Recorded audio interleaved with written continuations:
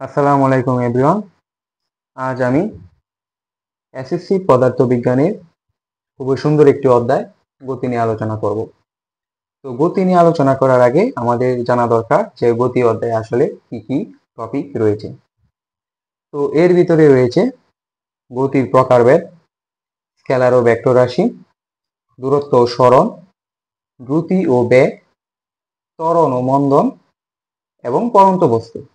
এবং এক্সট্রা আমি তোমাদেরকে নিক্ষিপ্ত বস্তু নিক্ষিপ্ত বস্তু সম্পর্কে ধারণা দেব। তো শুরু করা যাক।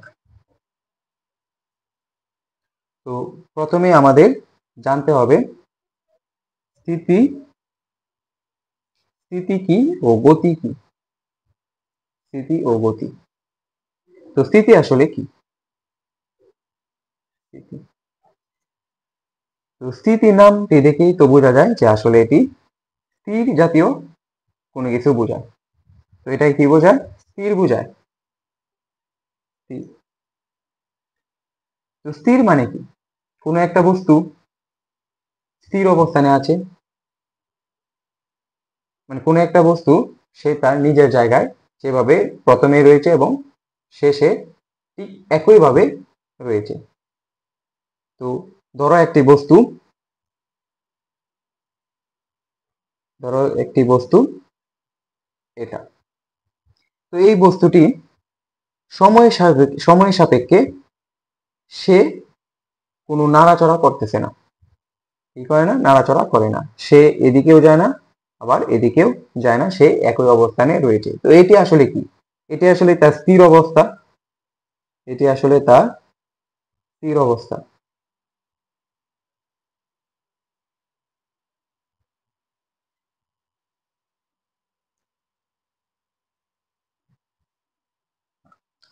তো এই স্থির অবস্থায় হচ্ছে তোমার স্থিতি।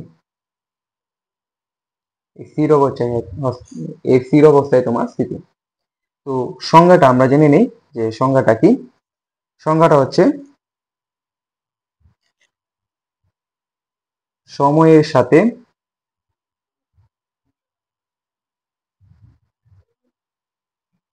সময়ের সাথে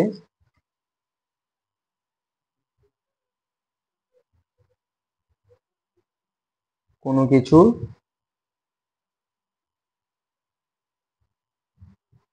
অবস্থানের যদি পরিবর্তন না হয়,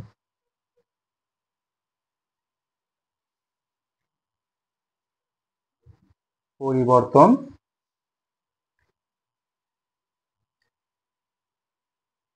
না হয় তাহলে সেটা স্থির। তো কি বলা হয়েছে?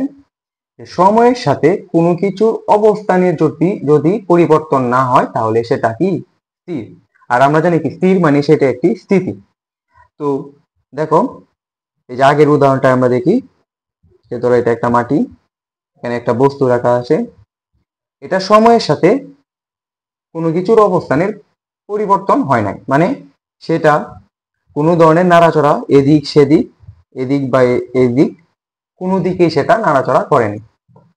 তো এটি কি? যেভাবে এবং সময় বাড়ার সাথে সাথে সে একই অবস্থানে রয়েছে। তো এটি আসলে কি? এটি কি স্থির অবস্থায় রয়েছে। এটি স্থির। তার মানে এটি একটি উদাহরণ, মানে সে কোনো প্রকার, অর্থাৎ সে শুরুতে যেভাবে শুরুতে যেভাবে শেষও ঠিক একই অবস্থানে, একই অবস্থানে, তাহলে সেটাকে বলা হবে স্থিতি। তাহলে আমরা তো স্থিতি জানলাম, এখন গতিটা সম্পর্কে ধারণা নিই। গতি। তো গতি জিনিসটা কি? তো গতি বলতে তো নর্মালি তোমরা দেখোই সবসময় যানবাহন চলাচল করতে থাকে, মানুষ হাঁটে। তো এগুলো আসলে গতির উদাহরণ। বা ধরো কোনো একটি বন্দুক থেকে গুলি বের হলো, তো তো সেটা একটি গতিরই উদাহরণ। আর চমকপ্রদ একটি উদাহরণ হচ্ছে পৃথিবী সূর্যের চারদিকে ঘুরতেছে, সেটাও এক প্রকারের গতির উদাহরণ। তো আমরা সংজ্ঞাটা আগে লিখে নেই। সময়ের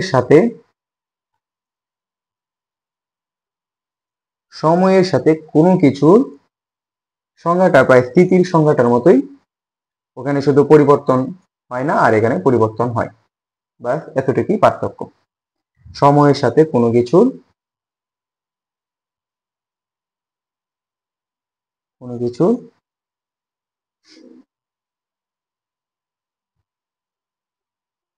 অবস্থানের পরিবর্তন হয় তাহলে সেটা গতি। কি বলা হয়েছে? যে সময়ের সাথে কোনো কিছুর অবস্থানের যদি পরিবর্তন হয় তাহলে সেটি কি গতির উদাহরণ হবে। তো অনেক উদাহরণ তো জানো, ধরো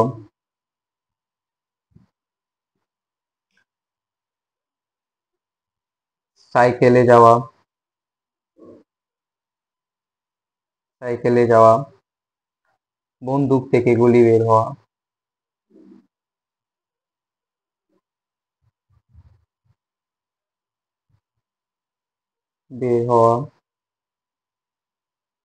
আরো নানান প্রকারের উদাহরণ তোমরা দেখো। গতির উদাহরণ বলতে অসংখ্য উদাহরণ রয়েছে। আচ্ছা, তো এখানে আমরা এই যে অবস্থান জিনিসটা যে জানতে পারলাম, স্থিতিতেও সেম ছিল যে অবস্থান। এই অবস্থান আসলে কি বোঝায়, অবস্থান দিয়ে সেটা আগে আমরা জানার চেষ্টা করি। অবস্থানটা দিয়ে কি বোঝায়?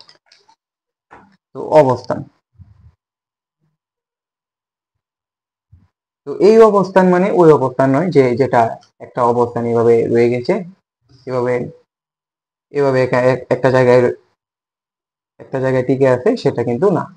অবস্থান এখানে অন্য কিছু বোঝায়, এটা আসলে আমরা জানার চেষ্টা করি। তো অবস্থান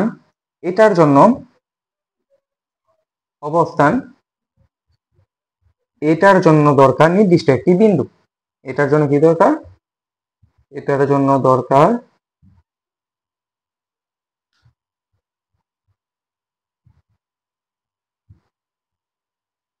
একটি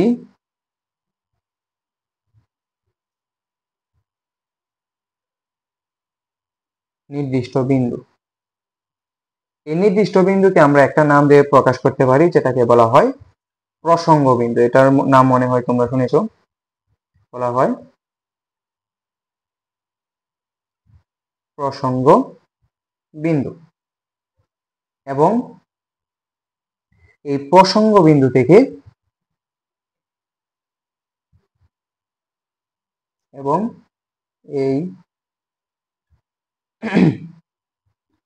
এই প্রসঙ্গ বিন্দু থেকে একটি নির্দিষ্ট দূরত্ব এবং দিক।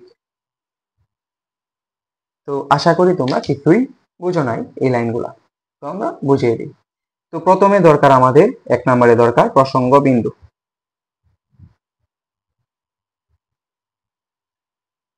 2 নম্বরে কি বলা হয়েছে?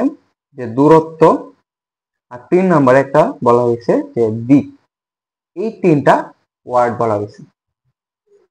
তো জিনিসটা দেখো আসলে কিভাবে কাজ করে।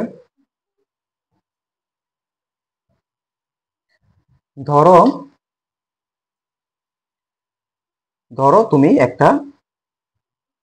তুমি তোমার বাসার গেটের সামনে তুমি অবস্থান করতেছো। ধরো এখানে তুমি অবস্থান করতেছো, এটা তোমার বাসার গেট।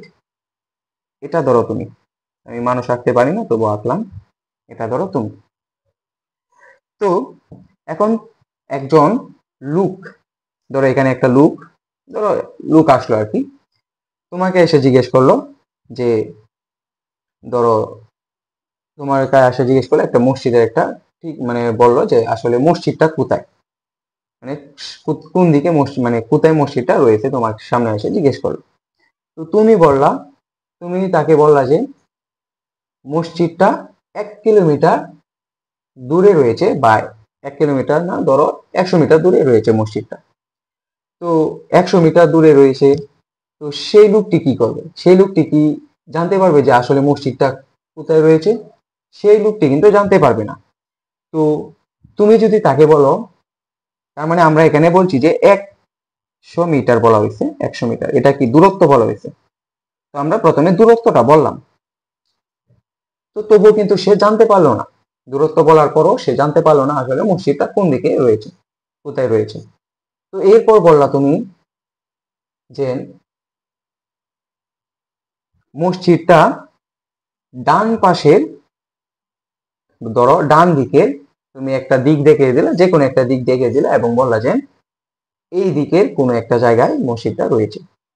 ধরো তুমি ধরো তুমি বললা, ওনাকে বললা যে সোজা গিয়ে ডানে, বা এরকম কিছু একটা বললা যে তোমাদের কাছে তো অনেকেই আইসা জিজ্ঞেস করে যে এই জায়গাটা কোথায়, তো তোমরা তো বলে বলে দাও যে সোজা গিয়ে ডানে বা বামে, যে কোনো একটা দিক বলে দাও। মানে তোমরা আসলে এখানে কি বলতেছো, দিক বলে দিতেছো। তখন কি লোকটা কি যায় না, যে তখন তো লোকটা আসলে বুঝতে পারবে যে কোন দিকে আছে না আছে। তো তোমরা তখন দিকটা বলে দেওয়ার পর সেই লোকটি আসলে বুঝতে পারতেছে। কিন্তু এখানে তুমি বলে দিছো কোন দিকে, এই যে প্রসঙ্গ যে বিন্দুটা, এই যে বাসার গেটটা যে এখানে রয়েছে, সেটা আসলে একটা প্রসঙ্গ বিন্দু। মানে তুমি এই বিন্দু সাপেক্ষে তুমি বলতেছো। এখন আরেকজনের বাসা ধরো এই পাশে রয়েছে, এখন তোমার বাসাটা এদিকে এবং মসজিদটা তোমার, ধরো তোমার বাসা এদিকে, তোমার বাসা এদিকে, এবং ধরো মসজিদ এদিকে।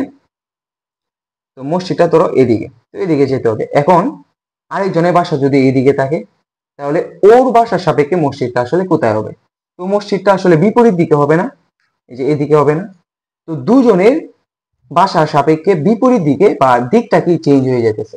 তো আসলে এখানে কি কাজ করতেছে, একটা নির্দিষ্ট একটা বিন্দু কাজ করা দরকার, যে বিন্দুর সাপেক্ষে তুমি যে বলবা যে আসলে মসজিদটা কোন দিকে। যদি আমি এই বাসা বরাবর বলি তাহলে একরকম দেখাবে, আর যদি আমি এই বাসা বরাবর বলি তাহলে অন্যরকম দেখাবে।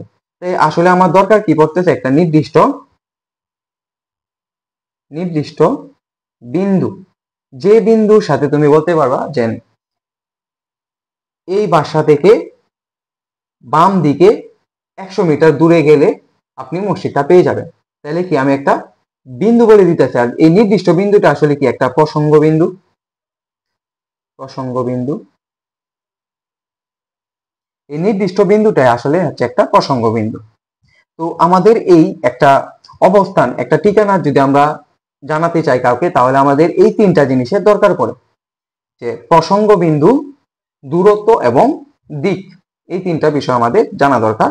ওনাকে মানে যাকে তুমি বলবা, ওনাকে যদি তুমি এই তিনটা তিনটা সম্পর্কে যদি ধারণা দিতে পারো, তখন তখন ওনার ঠিকানাটা সে খুঁজে বের করতে পারবে। তো এটা হচ্ছে তোমার অবস্থান। তো তাই এখানে বলা হয়েছে যে এটার জন্য দরকার একটি নির্দিষ্ট বিন্দু। এই যে যে ভাষাটা, ধরো এই ভাষা সাপেক্ষে, তাহলে এটা একটা কি নির্দিষ্ট একটা বিন্দু, এবং এটাকেই বলা হয় একটা প্রসঙ্গ বিন্দু। এবং এই প্রসঙ্গ বিন্দু থেকে একটি নির্দিষ্ট দূরত্ব এবং দিক। এই যে ধরো এটা একটা মসজিদ, তুমি এটা সম্পর্কে, এটা হচ্ছে তোমার এই যে এটা মসজিদ, তুমি এটার ঠিকানা বলবা এই ভাষা থেকে। তো এটা একটা নির্দিষ্ট বিন্দু, এবং তুমি বলতেছো যে সোজা গিয়ে সোজা গিয়ে বামে সোজা গিয়ে বামে ঠিক 100 মিটার দূরে, সোজা গিয়ে এরকম বলতেছো,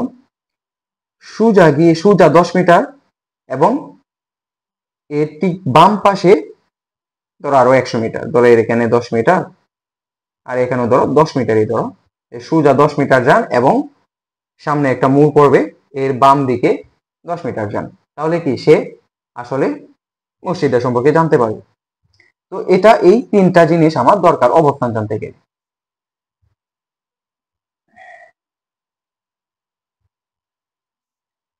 তো গতি বা স্থিতি দুইটার জন্য আমাদের সবচেয়ে গুরুত্বপূর্ণ দরকার হচ্ছে অবস্থান।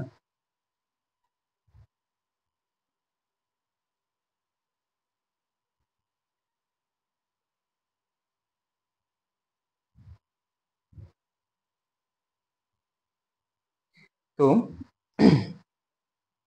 এই অবস্থানটা আমরা আমাদের সুবিধা অনুযায়ী যে কোনো বিন্দুকে প্রসঙ্গ বিন্দু বা মূল বিন্দু হিসেবে ধরে দিতে পারি। যেমন এই ভাষাটাকে আমরা ধরতে পারি প্রসঙ্গ বিন্দু হিসাবে, আবার এটাও আমরা ধরতে পারি প্রসঙ্গ বিন্দু হিসাবে। তো আমরা যে কোনো ধরনের বিন্দু বা যে কোনো কিছু আমরা প্রসঙ্গ বিন্দু হিসাবে ধরে নিতে পারি। এখন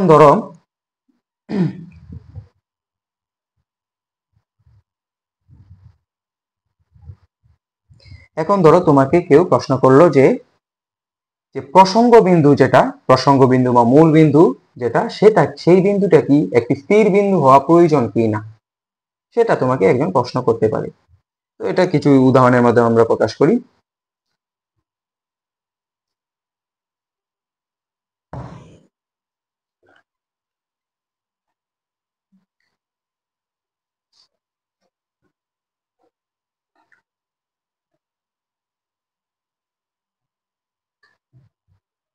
আমি বইটা নিয়ে আসলাম। দেখো আগের প্রশ্নটা কি ছিল, যে এখন প্রশ্ন হচ্ছে অবস্থান নির্দিষ্ট করার জন্য আমাদের যে প্রসঙ্গ বিন্দু বা মূল বিন্দু ধরে নিতে হয়, সেই বিন্দুটি কি স্থির একটি বিন্দু হওয়া প্রয়োজন কি না সেটা। তো ধরা যাক তোমার সামনে আরেকজন চেয়ারে স্থির হয়ে বসে আছে। তো তোমার চেয়ারটাকে যদি প্রসঙ্গ বা মূল বিন্দু ধরে নিই, তাহলে নিশ্চিতভাবে বলা যেতে পারে তোমার বন্ধুর অবস্থানে কোনো পরিবর্তন হচ্ছে না। মানে তুমি একটা চেয়ারে বসে আছো, এখন সেটাকে আমি প্রসঙ্গ বা মূল বিন্দু ধরে নিলাম, এবং তোমার বন্ধু তোমার সামনে আরেকটি চেয়ার নিয়ে বসে আছে। তো চেয়ার নিয়ে মানে স্থির হয়ে বসে আছে আর কি। তাহলে তোমার চেয়ারটা যদি প্রসঙ্গ বিন্দু বা মূল বিন্দু আমরা ধরে নেই, তাহলে আমরা বলতে পারবো যে তোমার বন্ধুর যে অবস্থান সেটার কোনো পরিবর্তন হচ্ছে না।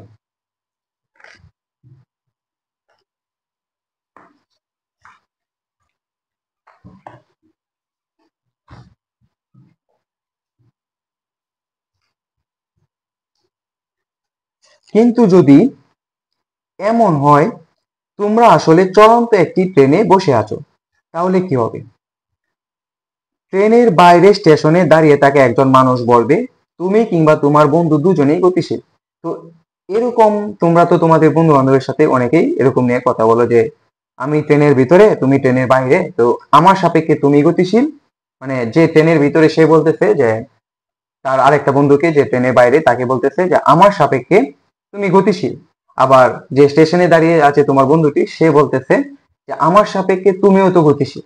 তো এই জিনিসটা এখানে বলা হয়েছে যে ট্রেনের বাইরে স্টেশনে দাঁড়িয়ে থেকে একজন মানুষ বলবে তুমি কিংবা তোমার বন্ধু দুজনেই গতিশীল, কেউ স্থির নয়। তাহলে কার কথাটি সত্যি, তোমার নাকি স্টেশনে দাঁড়িয়ে থাকা মানুষটি? আসলে তোমার কিংবা স্টেশনে দাঁড়িয়ে থাকা মানুষটি দুজনের কথাই কি সত্য। তার কারণ কি? তার কারণ হচ্ছে মূল বিন্দু বা প্রসঙ্গ বিন্দু। তার কারণ কি? মূল বিন্দু বা প্রসঙ্গ বিন্দু।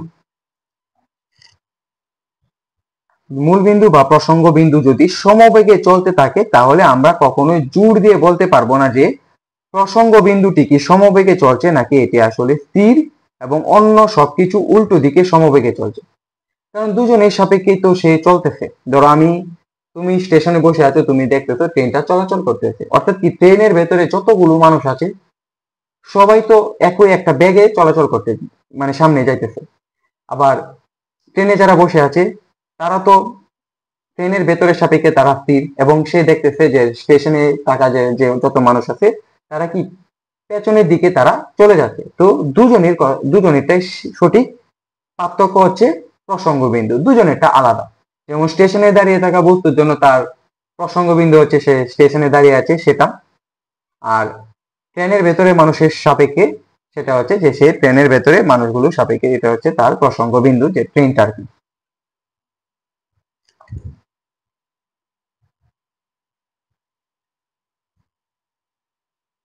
কাজেই আমরা বলতে পারি কাজেই আমরা বলতে পারি যদি কোনো একটি মূল বিন্দু সাপেক্ষে কোনো বস্তুর অবস্থানের পরিবর্তন হয়, কে বলা হয়েছে? যদি কোনো একটি মূল বিন্দু সাপেক্ষে কোনো বস্তুর অবস্থানের পরিবর্তন হয় তাহলে সেই বস্তুটি ওই বিন্দু সাপেক্ষে কি হবে? গতিশীল হবে। যদি অবস্থানে পরিবর্তন করা হয় তাহলে সেই বস্তুটি ওই বিন্দু সাপেক্ষে গতিশীল।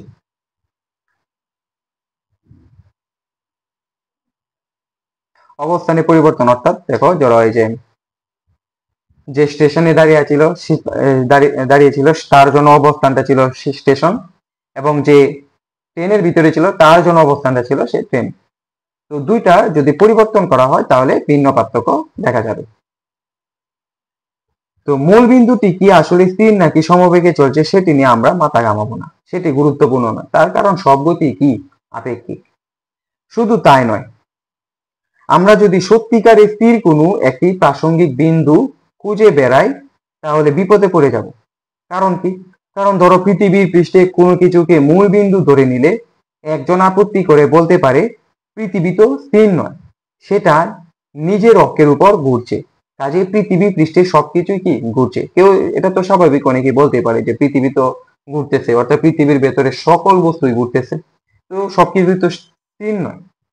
তো আমরা বুদ্ধি করে বলতে পারি পৃথিবীর কেন্দ্র হচ্ছে মূলবিন্দু। তখন আরেকজন আপত্তি করে বলতে পারে যে সেটিও স্থির নয়, সেটি সূর্যের চারদিকে ঘুরছে। তো আমরা তখন আরো বুদ্ধি খরচ করে বলতে পারি সূর্যের কেন্দ্রবিন্দুটি হোক মূলবিন্দু। তখন অন্য কেউ আপত্তি করে বলতে পারে সূর্য তো স্থির নয়, সেটাও তো আমাদের গ্যালাক্সির, যার বাংলা নামটা হচ্ছে ছায়াপথ এবং ইংরেজিতে সেটাকে বলা হয় মিল্কি ওয়ে। তো আমাদের গ্যালাক্সির কেন্দ্রকে ঘিরে ঘুরছে। তো বুঝতেই পারছো তখন কেউ আর সাহস করে গ্যালাক্সির কেন্দ্রকে মূল বিন্দু বলবে না। গ্যালাক্সির বিশ্বব্রহ্মাণ্ড স্থির কে বলেছে? শুধু তাই নয়, মানে যে গ্যালাক্সি বিশ্বব্রহ্মাণ্ড যে স্থির সেটা কে বলেছে? শুধু তাই নয়, গ্যালাক্সির কেন্দ্রবিন্দুকে মূল বিন্দু ধরা হলে পৃথিবীর পৃষ্ঠের একটা অবস্থান বর্ণনা করতেও আমরা কি পরিমাণ জটিলতায় পড়ে যাব কেউ চিন্তা করেছো? এটা আসলে অনেকটা জটিল একটা বিষয় যদি আমরা গ্যালাক্সিটাকে যদি আমরা মূলবিন্দু ধরে নিই, কারণ এটা তো স্থির না, যার কারণে খুবই জটিলতায় পড়ে যাওয়ার সম্ভাবনা আছে। তো এরকমটা তো অনেকেই করে না, একটা নির্দিষ্ট একটা বিন্দু নিয়ে কাজ করে। তো আসলে এত জটিলতার কোনো প্রয়োজন নেই। আমাদের কাজ চালানোর জন্য আমাদের কাছে স্থির মনে হয় এরকম যে কোনো বিন্দুকে মূল বিন্দু ধরে সব কাজ করে ফেলতে পারবো। ধরো যেমন আগের যে উদাহরণটা ছিল যে স্টেশন এবং ট্রেন, স্টেশনে দাঁড়িয়ে থাকা বস্তুর সাথে জন্য আমরা মূল বিন্দুটা ধরে নিয়েছিলাম স্টেশন, এবং ট্রেনের ভেতরে যাত্রী যারা ছিল তাদের জন্য আমরা মূল বিন্দুটা ধরে নিয়েছিলাম ট্রেন। তো এটা থেকে মেইন বিষয়। শুধু বলে নিতে হবে যে সব মাপঝোঁক এই মূল বিন্দু সাপেক্ষে করা হয়েছে। ধরো আমরা স্টেশনে লোক বলতেছে যে ট্রেনের যত মানুষ সকলে গতিশীল, তার মানে আমরা কি সকল মাপঝোঁক আমরা কি স্টেশনটা সম্পর্কে মানে সকল মাপঝোঁক আমরা কিসের সাপেক্ষে করতেছি? স্টেশনের সাপেক্ষে করতেছি। আর ট্রেনের ভেতরে এরা বলতেছে যে স্টেশনের যত মানুষ তারা কি পেছনের দিকে যাচ্ছে। তো তখন আমরা কি যে তখন আমরা যে বিন্দুটা নিয়েছি সেটা আমরা ট্রেনের বিন্দুটা নিয়েছি, ট্রেনকে আমরা একটা বিন্দু হিসেবে বিবেচনা করেছি, যার জন্য এরকম। আচ্ছা, এখানে আর কিছু নাই। ট্রেন একটা সংজ্ঞা, গতির সংজ্ঞাটা নর্মাল একটা সংজ্ঞা এখানে লেখা, আগেও একটা সংজ্ঞা আছে, তো এটা আবার দেখি।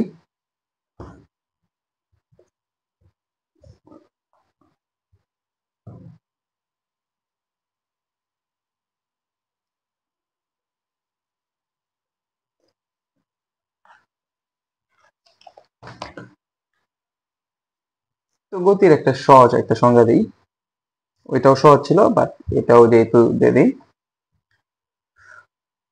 কোন একটি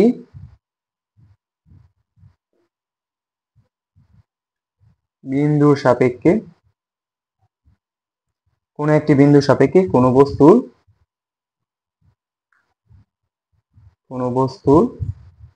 কোনো একটি বিন্দুর সাপেক্ষে কোনো বস্তুর অবস্থানের পরিবর্তন করাকে কোনো বস্তু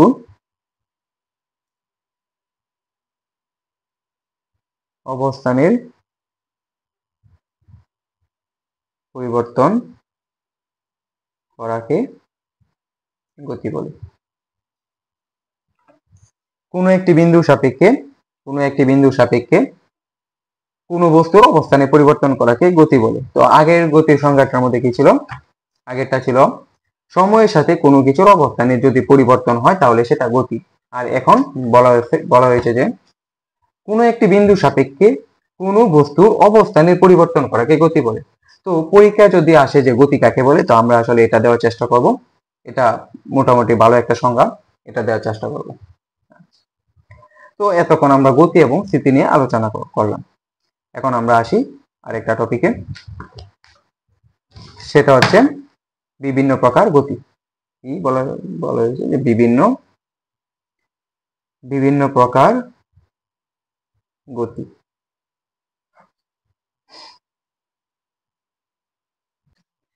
তো বিভিন্ন প্রকারের গতি, তো আমাদের চারপাশে নানান রকমের গতি আমরা দেখতে পাই।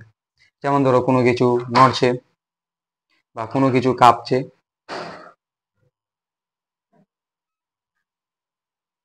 কোনো কিছু কাঁপছে, কোনো কিছু ঘুরছে,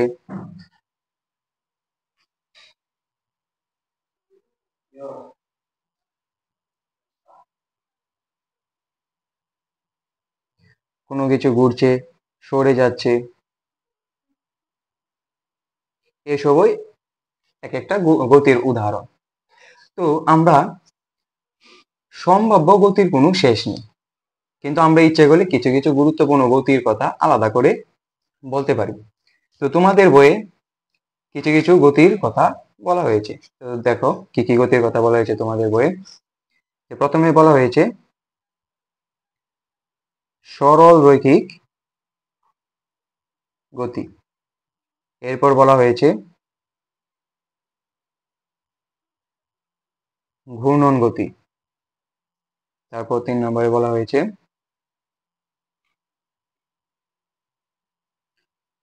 চলন গতি, 4 নম্বরে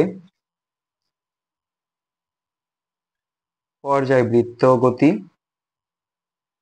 5 নম্বরে সবচেয়ে ইম্পর্টেন্ট একটা গতির কথা বলা হয়েছে, সেটা হচ্ছে সরল স্পন্দন গতি। তো এই 5টা গতির কথা তোমাদের বইয়ে বলা হয়েছে। তো এই 5টা গতির মধ্যে প্রথম 3টা গতি খুবই সহজ, এবং বাকি 2টা গতি এগুলা তোমাদের পরীক্ষার মধ্যে আসে। তো তোমাদের পরীক্ষায় আসে এগুলা, এক্সাম লিখে দিই, এগুলো এক্সামে অনেক বেশি আসে।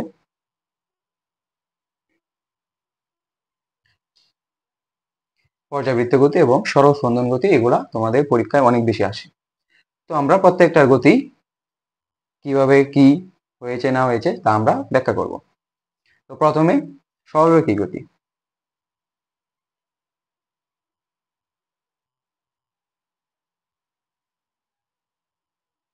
সরলরৈখিক গতি, তো সরলরৈখিক গতি এটা দিয়ে নাম থেকে বোঝা যাচ্ছে আসলে এটা সরল রেখা বরাবর যাবে। কিভাবে যাবে? এটা যাবে সরল রেখা বরাবর। যে বস্তুগুলা বা যে কোনো কিছু যদি সরল রেখা বরাবর যায় তাহলে সেটাই হচ্ছে আমার সরলরৈখিক গতি। তো আমরা সংজ্ঞাটা জেনে নিই। সংজ্ঞাটা হচ্ছে কোনো কিছু যদি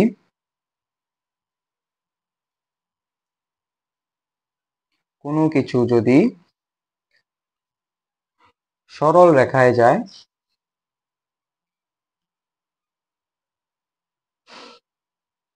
সরল রেখায় যায় তাহলে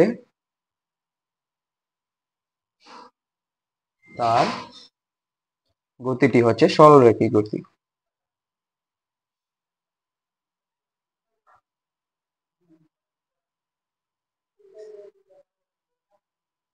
সরলরৈখিক গতি। তো সংজ্ঞার মধ্যে দেখা যাচ্ছে যে কোনো কিছু যদি সরল রেখায় যায় তাহলে তার গতিটি হচ্ছে সরলরৈখিক গতি। তো আমরা কিছু উদাহরণের মাধ্যমে জেনে নিই। ধরো কিছু উদাহরণ, একটা উদাহরণ দিই। কোনো কিছুকে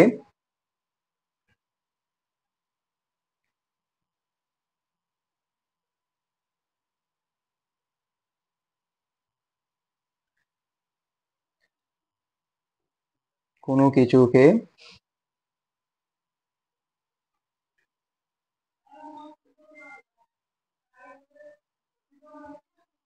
সমতল পৃষ্ঠে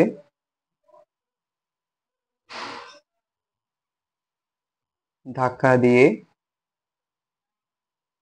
ছেড়ে দিলে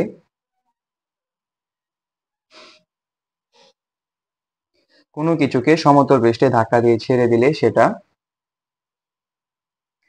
সরল রেখায় যেতে থাকে।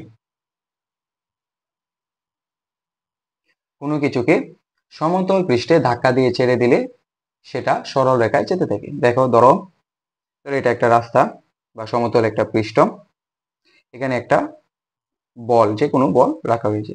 তো এটাকে আমি এদিকে ধাক্কা দিলাম, ধাক্কা দেওয়ার পর সেটা এই বরাবর যেতে থাকলো এবং সেটা সরল রেখা বরাবর যেতে থাকলো। তাহলে সেটা কি হবে? সেটা একটা সরলরৈখিক গতি হবে, তার গতিটা হবে সরলরৈখিক গতি। ধর আরেকটা উদাহরণ দিই, যে কোনো একটা বলকে যদি আমি উপর থেকে যদি আমি ছেড়ে দিই তাহলে সেটা কি হবে? একটি বলকে উপর থেকে ছেড়ে দিলে সেটা সেটা সোজা নিচের দিকে পড়বে, নিচের দিকে পড়বে, নিচের দিকে পড়ে। কাজেই সেটাও সরল রৈখিক গতি। কোনো কিছুকে যদি আমি উপর থেকে ছেড়ে দিই, ধরো এই বস্তুটাকে আমি উপর থেকে এভাবে, ধরো এটা কলমে, এটাকে আমি উপর থেকে এভাবে ছেড়ে দিলাম, সেটা সোজা নিচের দিকে পড়বে। তাহলে সেটা কি হবে? সেটাও একটা সরলরৈখিক গতির উদাহরণ হবে। মানে অর্থাৎ আমার প্রথম কথা হবে যে সরল রেখা বরাবর যেতে হবে, সরল রেখা বরাবর যেতে হবে, তাহলেই সেটা সরলরৈখিক গতি হবে। এখন যদি বক্ররেখা বরাবর যায়, ধরো এরকম, এটা একটা বক্ররেখা, যদি এ বরাবর যায় তাহলে সেটা সরলরৈখিক নয়, এটা সরলরৈখিক হবে না। ঠিক আছে, ক্রস আকারে দিলাম যে সেটা সরলরৈখিক হবে না। অর্থাৎ শুধু মানে সোজা রেখা অর্থাৎ সরল রেখা বরাবরই যেতে হবে। এটা একটা সরল, এই বরাবর গেলে সেটা সরলরৈখিক গতি হবে। এখন তোমার আরেকটা গতির উদাহরণ দিই, সেটা হচ্ছে ঘূর্ণন গতি।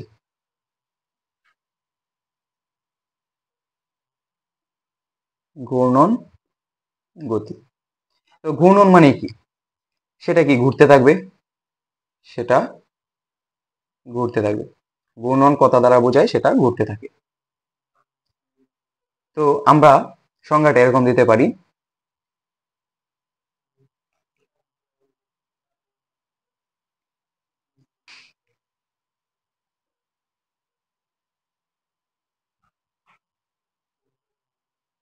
কোনো কিছু যদি একটি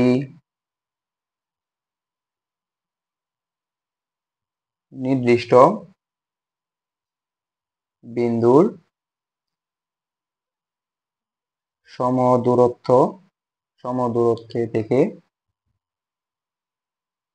কোনো কিছু যদি একটি নির্দিষ্ট বিন্দুর সমদূরত্ব থেকে ঘুরতে থাকে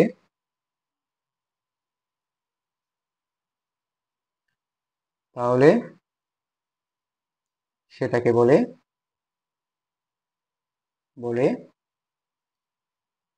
ঘূর্ণন গতি।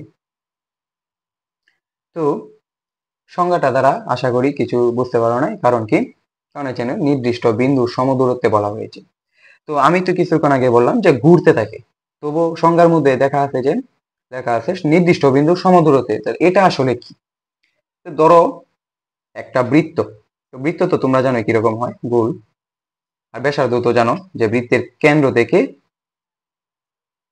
পরিধি পর্যন্ত সেটা হচ্ছে বৃত্তের ব্যাসার্ধ। তো এতটুকু আমার বৃত্তের ব্যাসার্ধ। তো এটা কি করবে? এটা এটা তো এই বস্তুটা ধরো এটা যেহেতু আমরা বৃত্ত ভাবলাম, তাই আমি এটাকে বৃত্ত না বলে আমরা আরেকটা বলতে পারি। ধরো এটা একটা ঘড়ি, এটা একটা ঘড়ি এবং এটা একটা ধরো যে কোনো একটা কাঁটা, মিনিটের কাঁটা বা সেকেন্ডের কাঁটা বা ঘন্টার কাঁটা, যে কোনো একটা কাঁটা হিসাব করি আমরা এটা। তো এটা এই যে নির্দিষ্ট বিন্দু সমদূরত্বে যে লাইনটা বলা হয়েছে এটা হচ্ছে এই বিন্দু। এই বিন্দুটাকে রেখে এই কাঁটাটা এভাবে আস্তে আস্তে এভাবে আস্তে আস্তে ঘুরতে থাকে, এভাবে এভাবে ঘুরতে থাকে। মানে বিন্দুটা আমার সেম হতে হবে।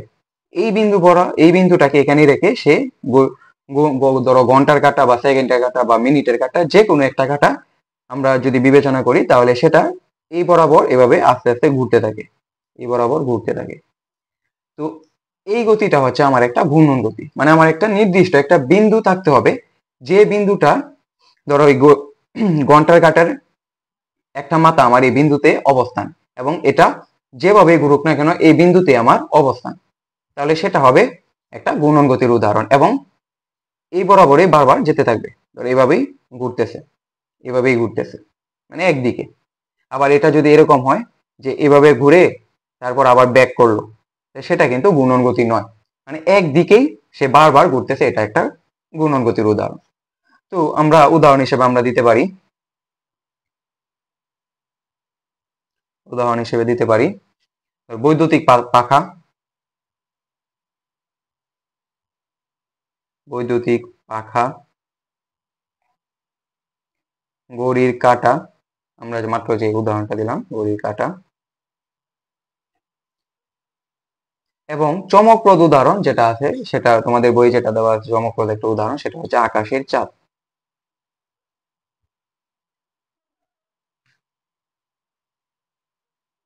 আকাশের চাঁদ। তো তোমরা এই আকাশের চাঁদ এই উদাহরণটাই তোমরা বলতে পারো যে এটার তো কোনো নির্দিষ্ট কোনো বিন্দু নেই, কারণ আকাশ আর চাঁদের মধ্যে তো কোনো প্রকার যে সংযুক্ত আছে কিভাবে সেটা তো তোমরা জানো না, যার কারণে এটা তো ঘূর্ণন গতি নাও হতে পারে, কিন্তু আসলে এটা একটা ঘূর্ণন গতি আকাশের চাঁদ, কারণ কি এটা মহাকর্ষের একটা বলের কারণে এরকমটা হয়েছে। তো পরবর্তীতে এটা নিয়ে বিস্তারিত আলোচনা করা হবে। তো ঘূর্ণন গতি এখানেই শেষ। এরপরের গতি হচ্ছে চলন গতি।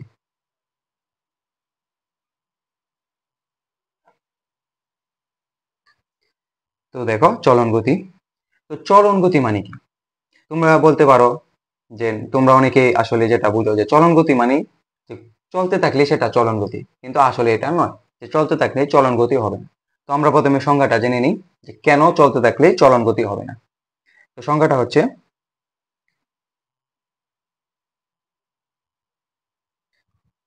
কোনো কিছু যদি এমন ভাবে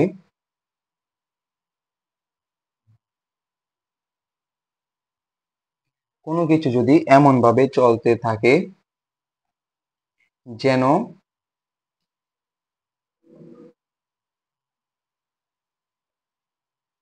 বস্তুর সকল কণা একই সময়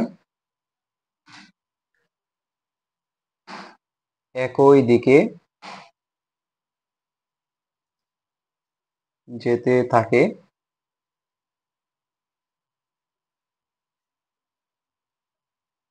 তাহলে সেটা হচ্ছে চলন গতি। তো কেন কোনো কিছু চললে চলন গতি হবে না, কারণ কি? কারণ হচ্ছে এখানে বলা হয়েছে যে বস্তুর সকল কণা একই সময় একই দিকে যেতে থাকে, এই কথাটার জন্য সকল কিছুই চলন গতি হবে না।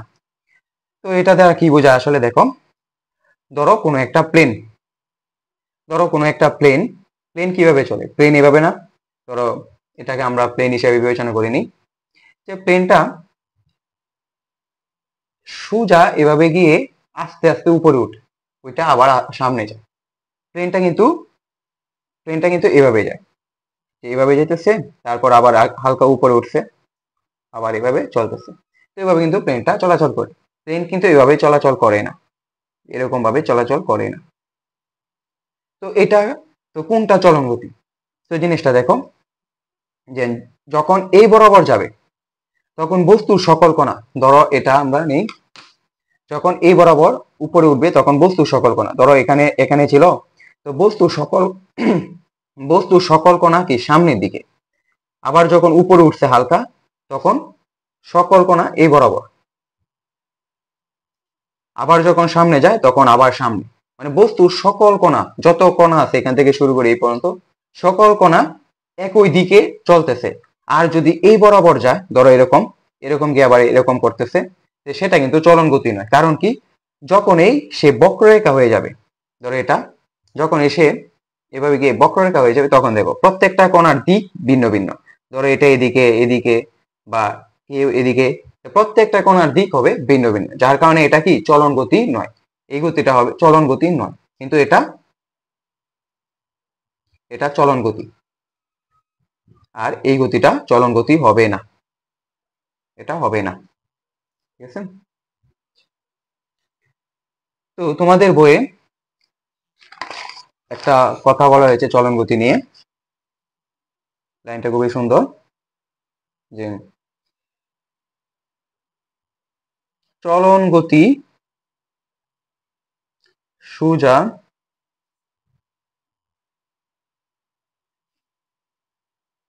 হতেই হবে এমন কোনো বাধ্যবাধকতা নেই, হতেই হবে এমন কোনো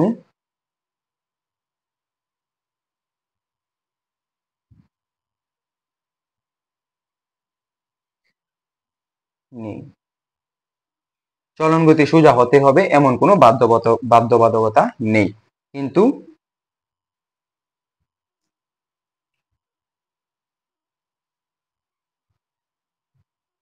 আঁকা বাঁকা পথে চলন গতির উদাহরণ সহজে পাওয়া যায় না। মানে চলন গতি সোজা হতে হবে এমন কোনো বাধ্যবাধকতা নেই, কিন্তু আঁকা বাঁকা পথে চলন গতির উদাহরণ সহজে পাওয়া যায় না। কারণ কি, কারণ এই যে ওই লাইনটাই যেটা ছিল, কারণ হচ্ছে বস্তুর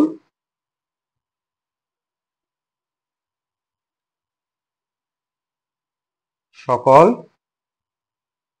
কণা একই সময়ে একই দিকে যেতে হবে, যেতে থাকে। তো এই কারণের জন্যই, এটাই তোমার কারণ, এই কারণের জন্যই বক্ররেখা বা আঁকাবাঁকা পথে আঁকাবাঁকা পথে চলন গতি হবে না।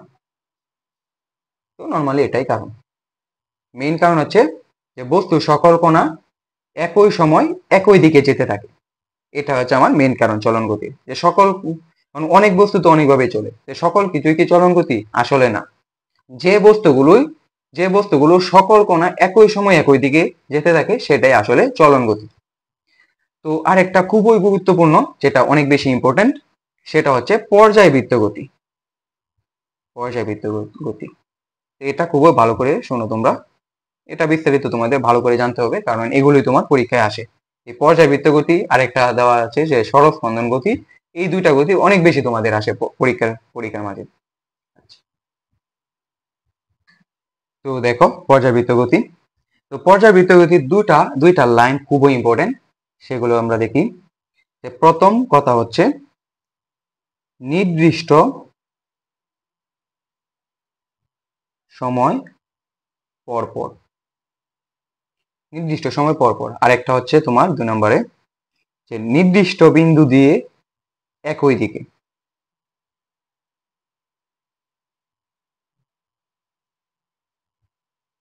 বিন্দু দিয়ে একই দিকে। তো আমরা প্রথমে সংজ্ঞাটা দেখে নিই, তারপর উদাহরণের মাধ্যমে বোঝার চেষ্টা করব। প্রথমে সংজ্ঞাটা কি, কোনো গতিশীল বস্তু যদি নির্দিষ্ট সময় পর পর একটি নির্দিষ্ট সময় পর পর একটি নির্দিষ্ট বিন্দু দিয়ে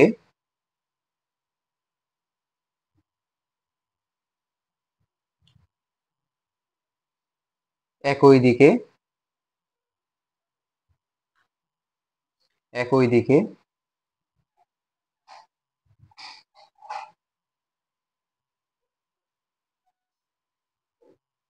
একইভাবে অতিক্রম করে তাহলে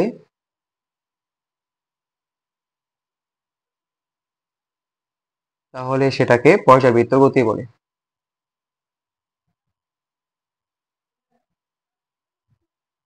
তো সংজ্ঞাটা কি?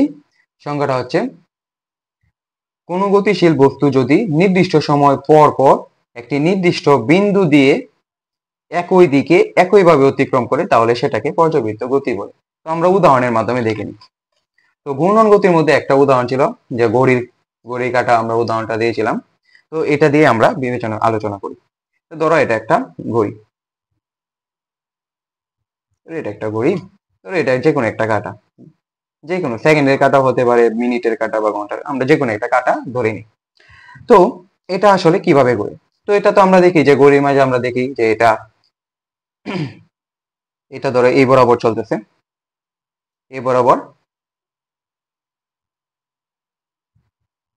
এই বরাবরই বারবার প্রতিদিনই এইভাবে ঘুরতেছে। তো এটা আমার একটা পর্যাবৃত্ত গতির উদাহরণ। তো কিভাবে দেখো, ধরো ঘড়ির কাঁটা এটা এভাবে ঘুরতেছে। ধরো আমি এখানে একটা দাগ কেটে দিলাম। তো এটা একটা নির্দিষ্ট সময়, ধরো এটা একটা ঘন্টার কাঁটা,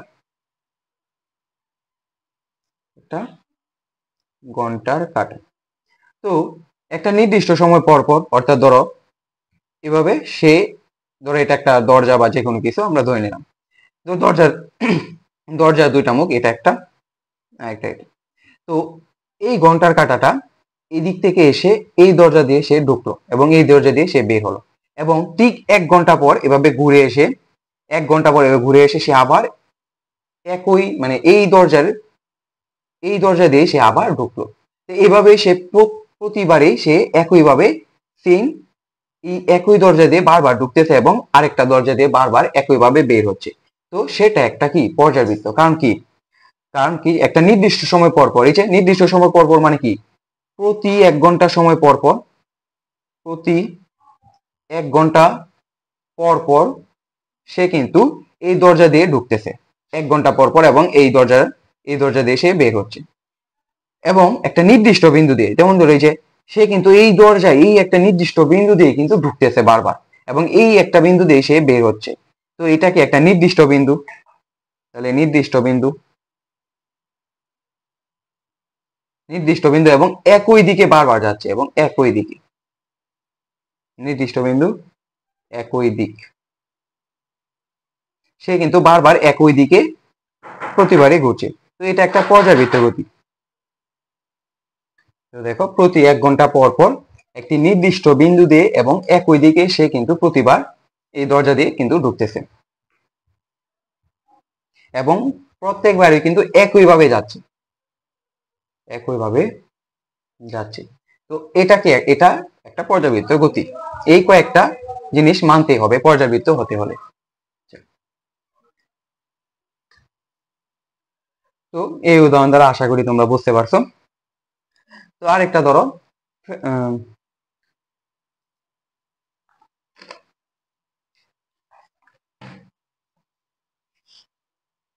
আরেকটা উদাহরণ ধরো ফ্যানের পাখা।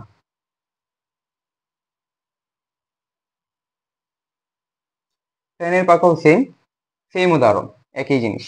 এটাও সেই প্রতি একটা সময় ধরো এটা একটা ফ্যান, ধরো এই 3টা পাখা, তো এই বরাবর সে ঘুরতেছে। তো প্রত্যেকটা পাখায় কিন্তু এভাবে সে ঘুরতেছে, এবং একটা নির্দিষ্ট সময় পর পর সে, ধরো এখানে একটা বিন্দু দিলাম, একটা নির্দিষ্ট সময় পর পর সে কিন্তু অতিক্রম করতেছে, এই বিন্দুটাকে সে অতিক্রম করতেছে এবং একই দিকে বারবার যাচ্ছে। তো এটাও কি মূলত একটা পর্যাবৃত্ত গতির উদাহরণ। তো আমাদের পৃথিবীতে বা তোমরা অনেক কিছু দেখো যেটা অসংখ্য ধরনের উদাহরণ রয়েছে এই পর্যাবৃত্ত গতিতে। তো কিছু কিছু উদাহরণ দেখো। আমরা যেটা দেখলাম উদাহরণ হিসেবে প্রথমে ঘড়ির কাঁটা, ঘড়ির কাঁটা, ফ্যানের ফ্যানের পাখা,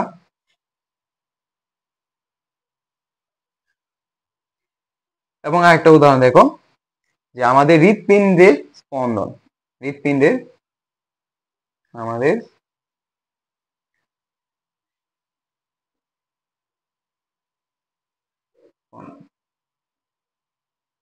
তো হৃৎপিণ্ডের স্পন্দনও কিন্তু একটা পর্যাবৃত্ত গতির উদাহরণ, কারণ কি এটা একটা নির্দিষ্ট সময় পর পর স্পন্দিত হয়, একটা নির্দিষ্ট সময় পর পর বারবার স্পন্দিত হয়, এটাও একটা পর্যাবৃত্ত গতির উদাহরণ।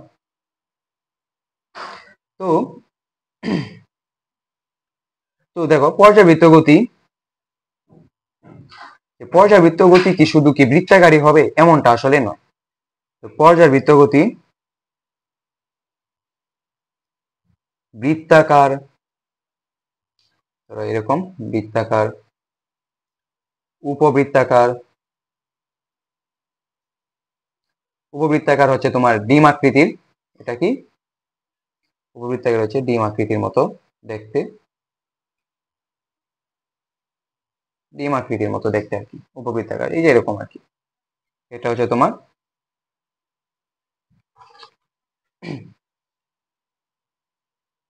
এটা হচ্ছে তোমার উপবৃত্তাকার, এটা ডিমের মতো দেখতে আর কি, বা সরলরেখী।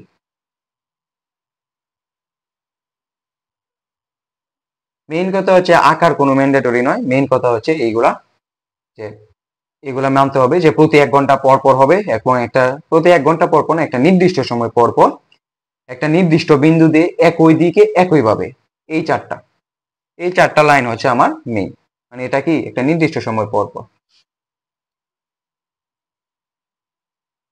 ধরো আবার লিখে দিই চারটা কি কি। প্রথম হচ্ছে নির্দিষ্ট সময় পর পর, সময় পর পর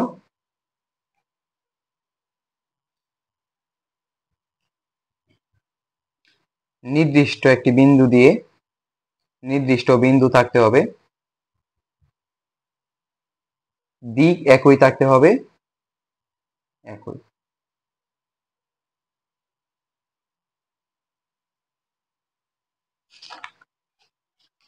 এবং একইভাবে, একইভাবে না দিলেও চলে, বাট ওই তিনটাই মেইন, একই ভাবে। তো এই চারটা যদি মানে, এখন যে কোনো পরিস্থিতি হোক এই চারটা যদি বারবার মানতে থাকে তাহলে সেটা কি, তাহলে সেটা হবে পর্যায়বৃত্ত গতি। তো আসলে তোমরা পর্যাবৃত্ত গতিটা বুঝতে পারছো।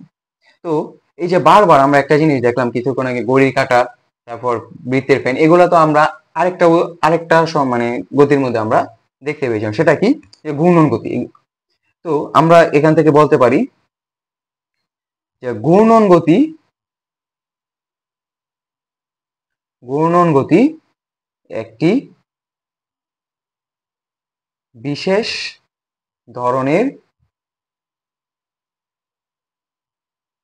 পর্যায়বৃত্ত গতি। আমরা এটা বলতেই পারি যে ঘূর্ণন গতি একটি বিশেষ ধরনের পর্যায়বৃত্ত গতি। কারণ কি, কারণ ঘূর্ণন গতিও সেম, একটা নির্দিষ্ট ধরো ঘড়ি কাঁটায় যে এটা একটা নির্দিষ্ট বিন্দু দিয়েই কিন্তু সে অতিক্রম করতেছে এবং ঘুরতেছে, এইটাও কি একটা ঘূর্ণন গতি, ঘূর্ণন গতি তাই একটা পর্যাবৃত্ত গতির উদাহরণ।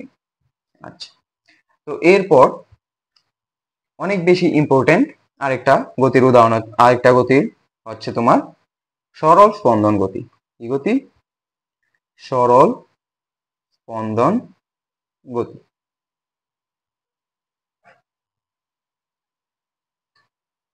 তো দেখো সরল স্পন্দন গতি, তো সরল স্পন্দন গতিরও কিছু নির্দিষ্ট কিছু টপিক রয়েছে, এগুলা দেখো। এক হচ্ছে এটি একটি বিশেষ ধরনের পর্যাবৃত্ত গতি, একটি বিশেষ ধরনের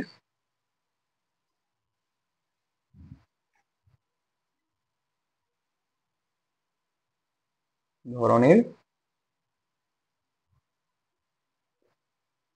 পর্যাবৃত্ত গতি। তো সরল স্পন্দন গতি একটা বিশেষ ধরনের পর্যাবৃত্ত গতি। আর আমরা কিছুক্ষণ আগে দেখেছি যে পর্যাবৃত্ত গতি হতে হলে কি হতে হবে? পর্যাবৃত্ত গতি হলে তোমার নির্দিষ্ট সময় পর পর হবে, নির্দিষ্ট সময় পর পর একটা হবে নির্দিষ্ট বিন্দু দিয়ে একই দিকে। নির্দিষ্ট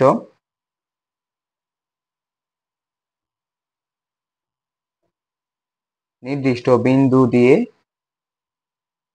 একই দিকে।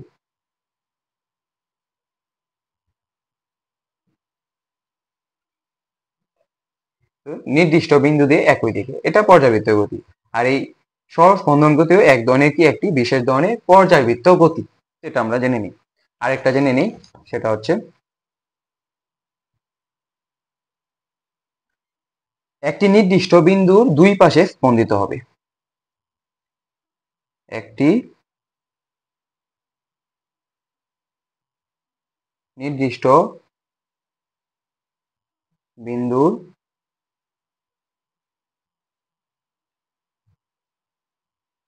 দুই পাশে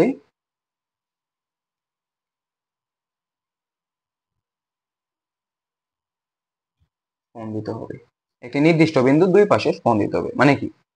ধরো এটা একটা বস্তু, এটা এভাবেও স্পন্দিত হবে, আবার এভাবেও স্পন্দিত হবে, মানে কি দুই পাশে স্পন্দিত হবে। আচ্ছা, তো আরেকটা কথা হচ্ছে তোমার 3 নম্বর,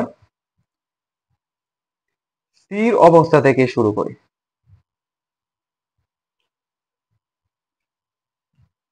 স্থির অবস্থা থেকে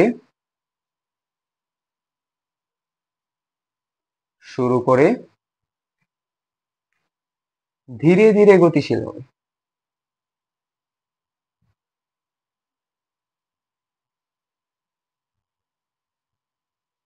গতিশীল হবে। তো আমরা একটা উদাহরণের মাধ্যমে আমরা সরল স্পন্দন গতিটা বোঝার চেষ্টা করি। তো অনেকেই তো ঘড়ির যে পেন্ডুলাম তোমরা তো অনেকেই আশা করি দেখেছো। তো এটা দিয়ে আমরা উদাহরণটা দেখি। ধরো ঘড়ির পেন্ডুলাম এটা, তো এটা প্রথমে আদি অবস্থান, আদি মানে শুরুতে যেভাবে ছিল সেটা আমাকে একটা স্থির অবস্থা। তো এটা কি স্থির অবস্থা, এটা তার স্থির অবস্থা। এই অবস্থানে যে প্রথমে যেভাবে ছিল সেটা তার স্থির অবস্থা।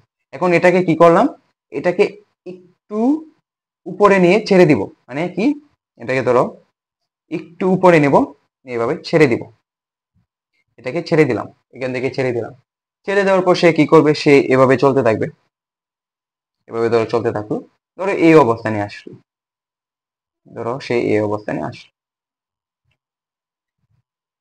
তো আমি যখন এখান থেকে ছেড়ে দিলাম, সেটা কি একটা গতি মানে গতিশক্তি প্রাপ্ত হয়েছে বা বিভব শক্তি, মানে এক ধরনের শক্তির কারণে সে কিন্তু এই বরাবর কি সামনের দিকে যাচ্ছে, এবং পুরোপুরি তার বেগ ধরো এই অবস্থানে যাওয়ার পর তার বেগটা শেষ হয়ে যায়।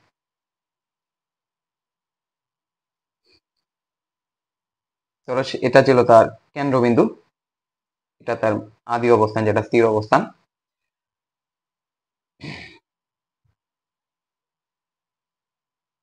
এবং এই বরাবর যখন যায় সে, তখন সেটা হচ্ছে এই বরাবর যখন আসে সেটা হচ্ছে তার সর্বোচ্চ গতি।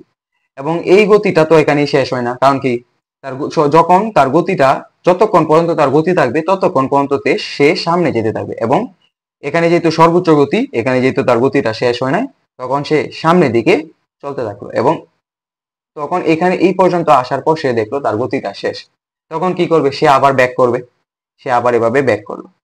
এবং ব্যাক করার সময় তো সে একটা গতিপ্রাপ্ত হলো, এবং এখানে এসে দেখলো তার এখন এখানেও আবার তার কি সর্বোচ্চ গতি। এবং সে আবার সেই স্থির অবস্থাটা কি পার করলো, এবং পার করে আবার সামনের দিকে চলতে থাকলো, আবার সে সামনের দিকে চলতে থাকলো এবং এই অবস্থানে আসলো, এসে দেখলো তার গতি শেষ। এবং এইভাবেই সে আবার নিচের দিকে আবার পেছনের দিকে সে যেতে থাকলো। এভাবেই সে বারবার বারবার এইভাবেই সে চলতে থাকলো। তো তো এটা দেখো তো, এই যে একটি নির্দিষ্ট বিন্দু সে কিন্তু দুই পাশে সে কিন্তু স্পন্দিত হয়েছে, এবং তার গতিপথ কিন্তু বারবার কি পরিবর্তন করতেছে। তার গতি শেষ হওয়ার পর সে আবার গতিপথ কি পরিবর্তন করতেছে। তো এটা হচ্ছে আমার সরল স্পন্দন গতি। তো দেখো তাহলে এটা কিভাবে আসলে পর্যাবৃত্ত গতি হয়, যে ভাই কিছুক্ষণ আগে তো আমি দেখলাম যে পর্যাবৃত্ত গতি হলো একটা নির্দিষ্ট বিন্দু দিয়ে যাচ্ছে, কিন্তু এখানে তো নির্দিষ্ট বিন্দু দিয়ে যাচ্ছে না, এটা একবার এদিকে যাচ্ছে আবার এটা এরকম। তো আমরা আসলে দেখি কিভাবে যাচ্ছে। তো আমরা এটা বিবেচনা না করে এটা বিবেচনা করি। তো এই দুইটা বিন্দু সাপেক্ষে আমরা বিবেচনা করি। ধরো এটা এভাবে এই অবস্থা নিয়ে, তো প্রথমে আমরা এই দুটা নিয়ে আলোচনা করি, এই যে এই দুটা, ঠিক আছে, এই দুটা নিয়ে আলোচনা করি। তো এই অবস্থানটা দেখো এভাবে, আবার পরেরটাও এটার ক্ষেত্রেও কিন্তু ঠিক এভাবেই কিন্তু যাচ্ছে। তো আমরা ধরো এখানে একটা বস্তু রাখলাম বা যে কোনো কিছু আমরা এখানে রাখলাম, রাখার পর দেখলাম যে এটা তো এই বরাবর যাচ্ছে, মানে একই যে দরজার একটা দিকে যাচ্ছে, আবার সে বের হচ্ছে, এইভাবে যাচ্ছে। আবার এটার ক্ষেত্রেও যখন এভাবে এসে সে আবার যখন ব্যাক করে তখনও কিন্তু সে আবার একই দিকে, তার মানে দেখো দিকটা সেম, দিকটা তার সেম, এবং এটাও কি একটা নির্দিষ্ট সময় পর পর করতেছে, যার কারণে এটাও একটা পর্যাবৃত্ত গতি। এখন আমরা এই দুটা না করে এই দুটা করলাম,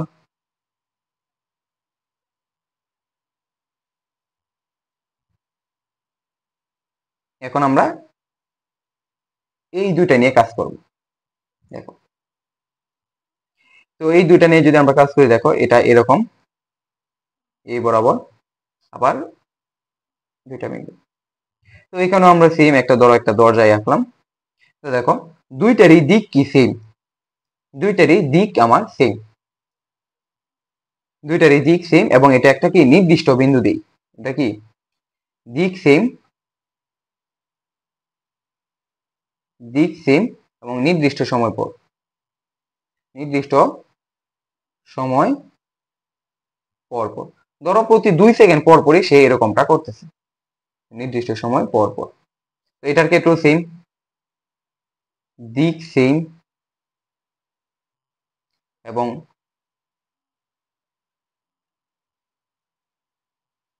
নির্দিষ্ট সময় পর পর,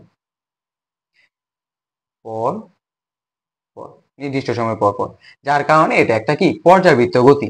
তো আমরা প্রথমে তো দেখলাম এটা নির্দিষ্ট সময় পর পর এবং দিক সেম, যেহেতু প্রতি দুইটা করে একটার পর পর করে, যেহেতু দিক সেম এবং নির্দিষ্ট সময় পর পর আসতেছে, তাহলে সেটা কি একটা পর্যাবৃত্ত গতি। এবং দেখো এটা কি দুই পাশেই কিন্তু যাচ্ছে, এই পাশেও আবার বিপরীত দিকেও, দুই পাশে যাওয়ার কারণে সেটা কি দুই পাশে কিন্তু স্পন্দিত হচ্ছে। তো সরল স্পন্দন গতির মধ্যে আমরা কিছুক্ষণ আগে আমরা দেখলাম যে এটা একটা বিশেষ ধরনের পর্যাবৃত্ত গতি, এবং একটি নির্দিষ্ট বিন্দু দুই পাশে কি স্পন্দিত হবে, তো এটা আমরা দেখলাম। এবং স্থির অবস্থা থেকে শুরু করে ধীরে ধীরে, ধরো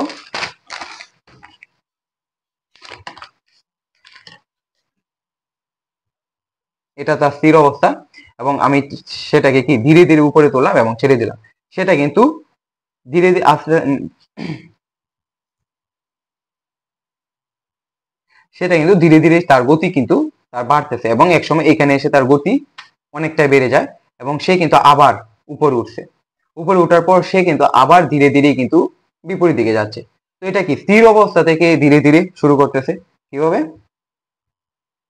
স্থির অবস্থা থেকে শুরু করে শুরু করে ধীরে ধীরে গতিশীল হয়, যার কারণে এটা হচ্ছে সরল স্পন্দন গতি। তো বইয়ে তোমাদের এটার কোনো সংজ্ঞা দেওয়া নাই, তো আমরা একটা সংজ্ঞা দেই।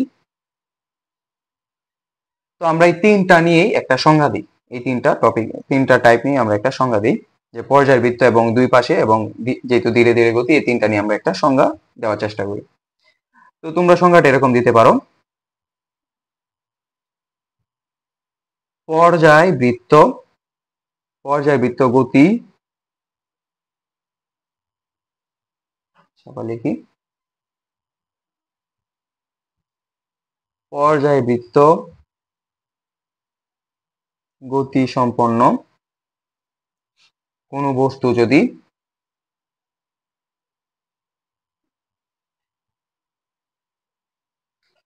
কোনো বস্তু যদি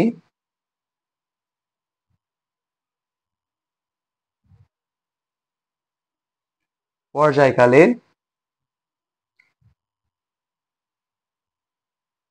অর্ধেক সময় কোনো নির্দিষ্ট দিকে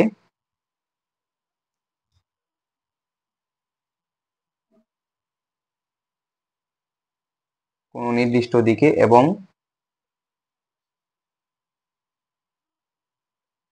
বাকি অর্ধেক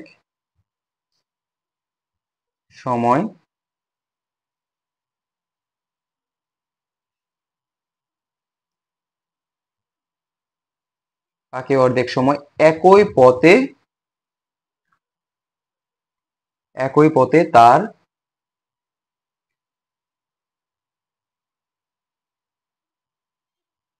বিপরীত দিকে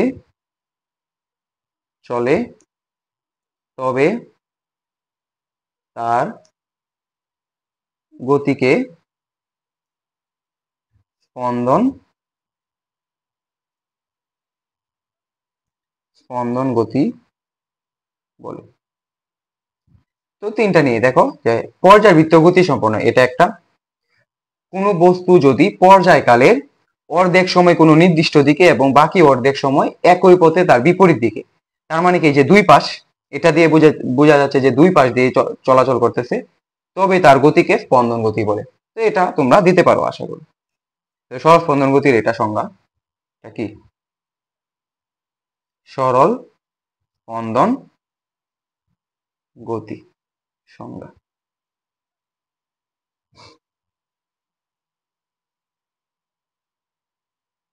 এটা সরল স্পন্দন গতির সংজ্ঞা, ঠিক আছে।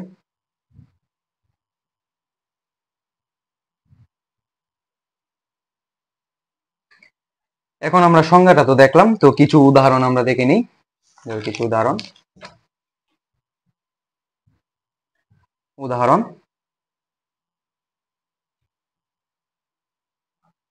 তো কিছুক্ষণ আগে যে উদাহরণটা আমরা দেখলাম, যেটা হচ্ছে তোমার ঘড়ির পেন্ডুলাম।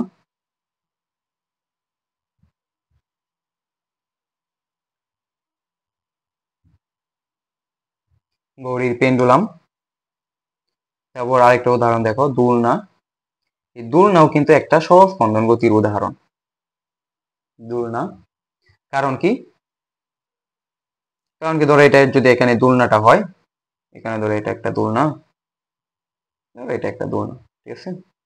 তো এটাও কিন্তু সে এভাবেই যাচ্ছে, এভাবেই কিন্তু বারবার আসতেছে। তো এটা একটা সহজ স্পন্দন গতির উদাহরণ, দোলনাটাও। আরেকটা উদাহরণ দিই। স্প্রিং থেকে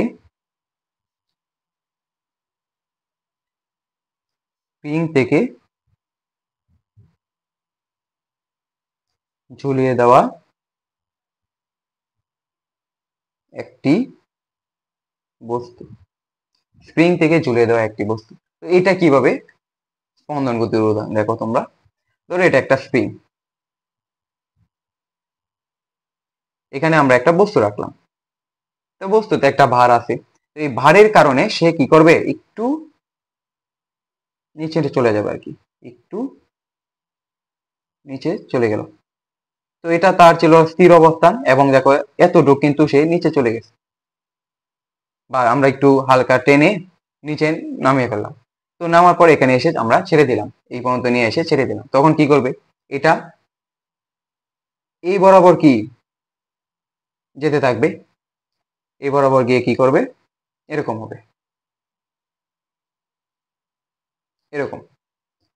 তো এ বরাবর যাওয়ার পর সে কিন্তু আবার ব্যাক করবে, মানে কি আবার সে কিন্তু ব্যাক করতেছে, আবার সে এই বরাবর সে ব্যাক করতেছে, ব্যাক করার পর সে আবার আসলো,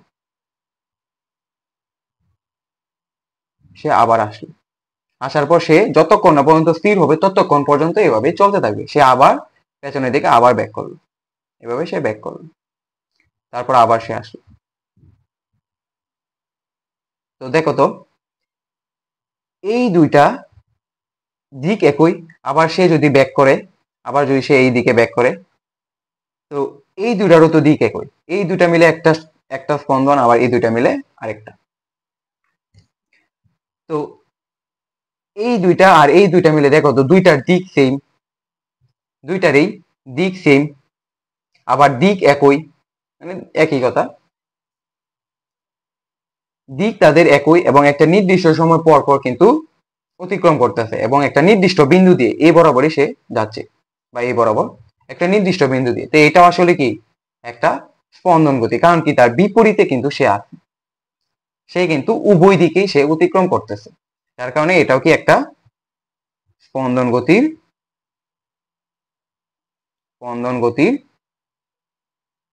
উদাহরণ। তো আশা করি তোমরা সরল স্পন্দন গতিটা সম্পূর্ণ বুঝে গেছো। তো আমরা একটা লাইন লিখতে পারি যে সকল সকল স্পন্দন গতি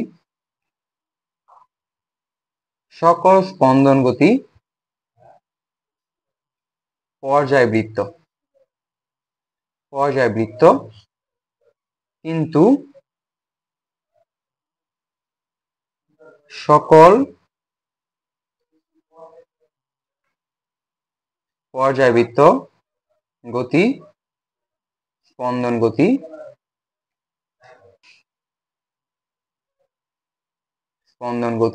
নয়। তো আমরা এই লাইনটা আমরা লিখতেই পারি যে সকল স্পন্দন গতি পর্যায়বৃত্ত কিন্তু সকল পর্যায়বৃত্ত গতি স্পন্দন গতি নয়। কারণ কি, সকল স্পন্দন গতির ক্ষেত্রে আমার অর্ধেক সময় একই দিকে এবং বাকি অর্ধেক সময় তার বিপরীত দিকে, কিন্তু পর্যায়বৃত্ত গতির ক্ষেত্রে কিন্তু এরকমটা নয়। পর্যায়বৃত্ত গতি কিন্তু সে যে কোনো অবস্থানে সে কিন্তু একই দিকে যাবে। পর্যায়বৃত্ত গতি হচ্ছে একই দিকে, পর্যায়বৃত্ত গতি দিক একই হবে। আর স্পন্দন গতির বেলায়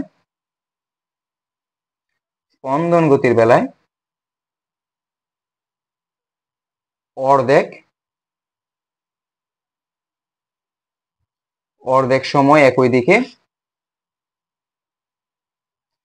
দিকে আর বাকি অর্ধেক